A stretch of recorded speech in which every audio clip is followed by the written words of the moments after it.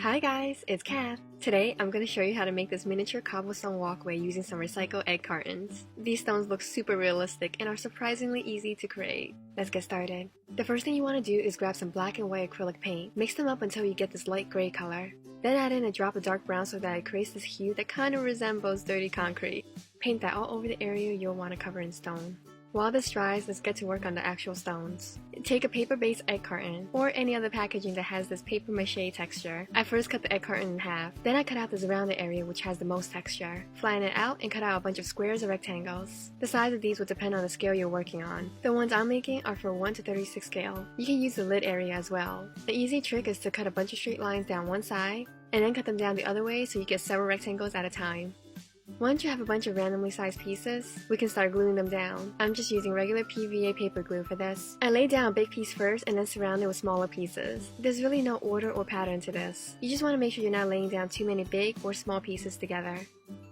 Once they're all laid down and you're happy with the look, we're going to seal it with some more glue. We'll be adding on a lot of paint, so sealing this will prevent any water-based paint from soaking into the paper egg carton. Once all the glue is dry, I'm going in with silver acrylic paint all over the stones. This will give the stones a metallic sheen that will come through even as we add more paint. Then I take this neutral gray paint and add it to most of the big stones. It covers up the metallic silver in those areas. Then with this light mustard color, randomly add paint all across the ground. Just FYI, all the paint I'm using is from a box set and the link to it is in the info box below. I add some raw sienna next.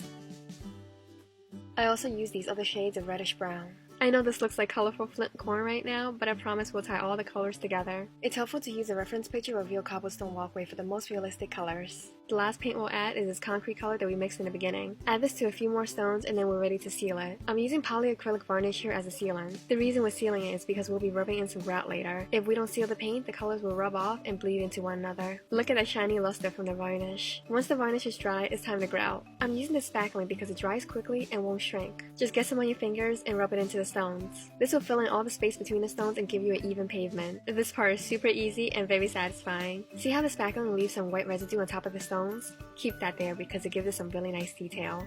Take some of the same dirty concrete color we mixed and add that sparingly on the grout lines for a worn look.